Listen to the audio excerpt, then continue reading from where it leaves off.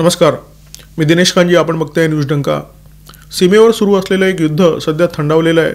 देशात एक वेगळा संघर्ष सुरू झालेला आहे. भाजप आणि काँग्रेसचे नेते एकमेकांना देशाचा गद्दार म्हणतात आणि या दरम्यान खतरनाक दहशतवादी हाफिज सईद याचा एक जुना व्हिडिओ व्हायरल झालेला आहे.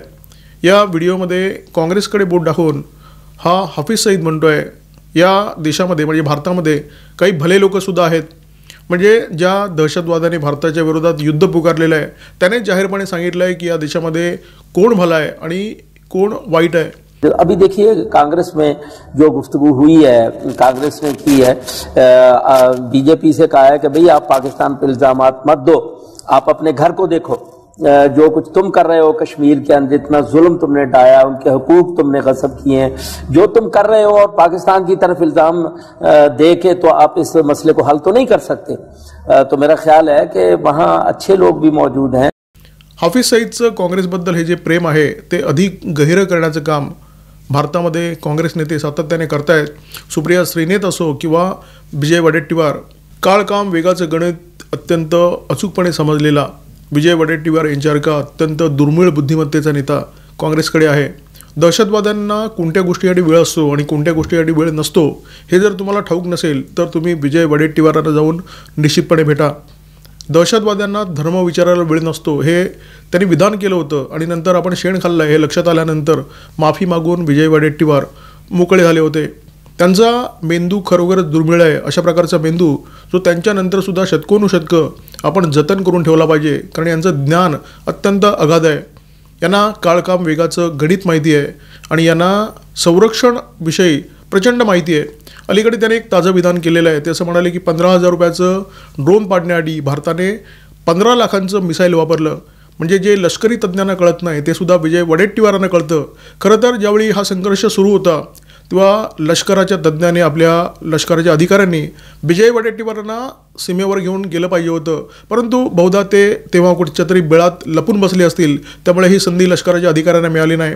ऑपरेशन सिंदूरच्या निमित्ताने भारतात निर्मिती करण्यात आलेल्या शस्त्रास्त्रांची सगळ्या जगात चर्चा सुरू आहे, प्रशंसा सुरू आहे.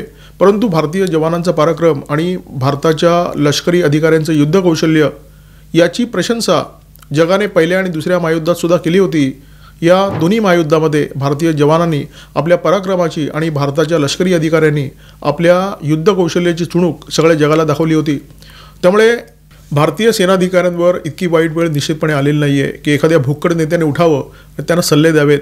भारताचं हवाई कवच अत्यंत मजबूत होतं, ज्यामुळे पाकिस्तानचं एकही मिसाईल किंवा ड्रोन भारताचं नुकसान करू शकलं नाही. आणि हे हवाई कवच अशासाठी मजबूत होतं कारण ते अनेक पदरी होतं. कशाचा मुकाबला कशाने करायचा हे आधीच ठरलं होतं. फायटर विमानांसाठी, मोठ्या क्षेपणास्त्रांसाठी S-400 ही यंत्रणा होती. मोठ्या क्षेपणास्त्रांचा मुकाबला करण्यासाठी बराक क्षेपणास्त्रसुद्धा तैनात करण्यात आली होती. छोट्या क्षेपणास्त्रांसाठी आकाश क्षेपणास्त्र हा तोडगा होता. ड्रोनसाठी आकाशतीर ही यंत्रणा वापरण्यात येत होती. ही यंत्रणा भारतात निर्माण करण्यात आलेली आहे. BEL ही जी सरकारी कंपनी आहे त्या कंपनीने या यंत्रणेची निर्मिती केलेली आहे. याच्यामध्ये अशी अनेक ड्रोन आहेत जी छोट्या ड्रोनचा मुकाबला करण्यासाठी सक्षम आहेत. म्हणजे ज्याचा उल्लेख हा वडेट्टीवार 15,000ची ड्रोन म्हणून करतो. अशा ड्रोनचा मुकाबला करण्यासाठी त्याच तोडीची ड्रोन भारताने निर्माण केली होती. याचा अर्थ स्पष्ट आहे की भारताने ड्रोन पाडण्यासाठी ड्रोनचा वापर केला आणि क्षेपणास्त्र पाडण्यासाठी क्षेपणास्त्राचा वापर केला. परंतु तोंड फक्त बळण्यासाठी दिलेलं आहे असा ज्यांचा ठाम विश्वास आहे असे नेते तोंड उघडतात आणि वाटेल ते बळत असतात. वडेट्टीवार आणि त्यांच्या मालकामध्ये अजिबात फरक नाही आहे. ईश्वरदत्त बिंडोकपणा हा त्यांच्या बोलबच्चनचा आधार असतो. त्याच आधारावर ते वाटेल ती विधानं करत असतात आणि काहीही बरळत असतात. ख्वाजा आसिफ हे पाकिस्तानचे संरक्षण मंत्री आहेत. त्यांनी एका मुलाखतीच्या दरम्यान एक दावा केला होता की भारताची राफेल विमानं आम्ही पाडली आणि जेव्हा त्यांना याचा आधार विचारला तेव्हा ख्वाजा आसिफ असं म्हणाले की सोशल मीडियामध्ये अशा प्रकारचे अनेक व्हिडिओ मी पाहिलेले आहेत. वडेट्टीवारांचं सुद्धा तसंच आहे. वडेट्टीवारांच्या या सगळ्या विधानांचा आधार काय तर आजूबाजूला होणारी चर्चा, अशी चर्चा आमच्या कानावर आहे. म्हणजे हा इतका मूर्ख माणूस आहे की गाव गप्पांच्या आधारावर विधानं करतो. म्हणजे जबाबदारी नावाचा लवलेशसुद्धा नाही आहे, अंशसुद्धा नाही आहे या माणसाच्या विधानामध्ये. आणि हा बोलतो कोणाच्या विरोधात? हा केंद्र सरकारच्या विरोधात बोलत नाही आहे. हा बोलतोय भारतीय लष्कराच्या विरोधात. हा बोलतोय आपल्या जवानांच्या विरोधात. वरपासून खालपर्यंत रिकामी मडकी हे काँग्रेसचं वैशिष्ट्य बनलेलं आहे. इथे विजय वडेट्टीवार यांच्यासारख्या बडबोल्या आणि बिंडोक नेत्यांचा सुळसुळाट झालेला आहे. शशी थरूर यांच्यासारखा एखादा नेता असतो जो सेन्सिबल बोलतो, जो जबाबदारीने बोलतो, परंतु हा नेता यांना प्रचंड खुपतो, कारण तो सत्य बोलतो, तो नरेंद्र मोदी यांची प्रशंसा करतो. राहुल गांधी यांना असे नेते हवे आहेत की ज्यांची प्रत्येक विधानं पाकिस्तानच्या पथ्यावर पडणारी असतील, पाकिस्तानमध्ये ज्याचा वापर होईल.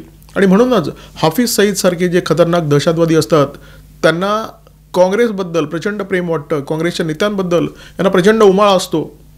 हाफिज सईदचा जो जुना व्हिडिओ व्हायरल झाला आहे त्याच्यामध्ये हाफिज सईद काय म्हणतोय हे लक्षात घ्या. हा म्हणतो की काश्मीरमध्ये जे काही घडतंय, जो काही रक्तपात दहशतवाद होतोय तो भाजपच्या धोरणांमुळे होतोय. आणि हे कोण सांगतंय? हे काँग्रेसवाली सांगतायत. म्हणजे काँग्रेसवाल्यांच्या विधानाचा वापर करून हाफिज सईद भारताच्या विरोधामध्ये प्रसार करतोय. जेव्हा या देशामध्ये काँग्रेसची सत्ता होती तेव्हा पाकिस्तानमध्ये बसलेले दहशतवादी प्रचंड सुखी होते. त्यांची तिथे चलती होती, ते तिथे बसून भारताला धमक्या द्यायचे. आता परिस्थिती काय? आता या दहशतवाद्यांना बिळात लपण्याची वेळ आलेली आहे. पाकिस्तानमध्ये सुद्धा त्यांना ठोकणारे अज्ञात निर्माण झालेले आहेत. त्याच्यामुळे हे प्रचंड बिथरलेले आहेत. कालपर्यंत ज्या दहशतवाद्यांमुळे भारतात अनेक लोक आपला ऊर बडवायचे, भारतातल्या लोकांचे ज्यांच्यामुळे बळी जायचे, ते दहशतवादी आता आपल्या आप्तांच्या जनाजामध्ये सहभागी होत आहेत आणि त्यांच्यासाठी ऊर बडवत आहेत असं चित्र पाकिस्तानमध्ये दिसतंय. आणि हे शक्य झालं आहे मोदींमुळे. आणि त्याच्यामुळे या मंडळींना काँग्रेसच्या नावाने प्रचंड उमाळे येत आहेत, काँग्रेसच्या सत्तेची आठवण येते. काँग्रेस नेते राहुल गांधी जेव्हा एखाद्या योजनेचा प्रचंड विरोध करत असतील, सर्व शक्तीनिशी या योजनेवर तुटून पडत असतील, तेव्हा ही गोष्ट समजून घ्या की ही योजना भारताच्या पथ्यावर पडणारी आहे, पाकिस्तान आणि चीनचं नुकसान करणारी आहे. केंद्र सरकारने जेव्हा अग्निवीर ही योजना आणली तेव्हा राहुल गांधी यांनी या योजनेचा कडाडून विरोध केला. राहुल गांधी यांचा पक्ष रस्त्यावर उतरला होता. केंद्र सरकारने अग्निवीर योजना राबवण्याचं ठरवलं, त्याची काही ठोस कारणं होती. जगामध्ये ज्या मातब्बर सेना आहेत त्या सेनांचं जे सरासरी वय आहे त्याच्यापेक्षा भारतीय सेना दलाचं जे सरासरी वय आहे ते खूप जास्त होतं, 35च्या आसपास होतं. हे वय 26पर्यंत कमी करण्यासाठी अग्निवीर ही योजना अंमलात आणण्यात आली. परंतु भारताची सेना सशक्त करण्यासाठी केंद्र सरकार जर एखादं पाऊल उचलत आहे, मग राहुल गांधी त्याचा विरोध कसा नाही करणार? राहुल गांधी यांनी या योजनेचा कडाडून विरोध केला. राहुल गांधी त्या प्रत्येक पावलाचा विरोध करतात जे देशाच्या पथ्यावर पडत असतं. आणि म्हणूनच हाफिज सईदसारखे जे लोक असतात ते राहुल गांधी यांच्या पक्षाच्या प्रचंड प्रेमात असतात.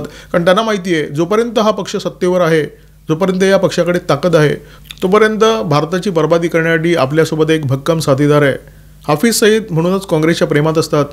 राहुल गांधी यांनी अग्निवीरचा विरोध करताना एक मुद्दा उपस्थित केला होता की त्यांना इतक्या कमी काळासाठी ट्रेनिंग दिलं जातं. अग्निवीरांना 31 आठवड्यांचं ट्रेनिंग दिलं जात होतं. इतक्या कमी काळामध्ये ते शिकणार काय आणि युद्धभूमीवर टिकणार कसे, हा राहुल गांधी यांचा सवाल होता.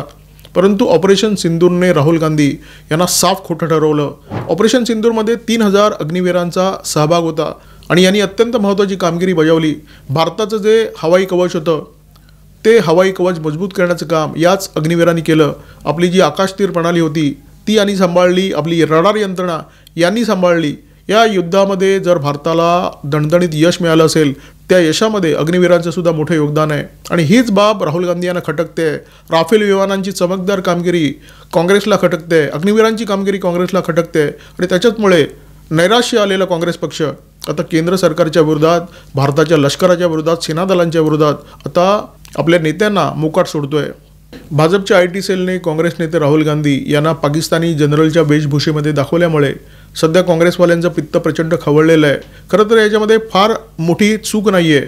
काँग्रेस नेत्यांच्या तोंडी पाकिस्तानी जनरलच्या तोंडी शोभणारीच भाषा असते किंवा तिथल्या नेत्यांच्या तोंडी शोभणारी. काँग्रेसच्या प्रवक्त्यांकडे जेव्हा मुद्दा नसतो तेव्हा ते स्वातंत्र्यवीर सावरकर यांच्यावर घसरतात.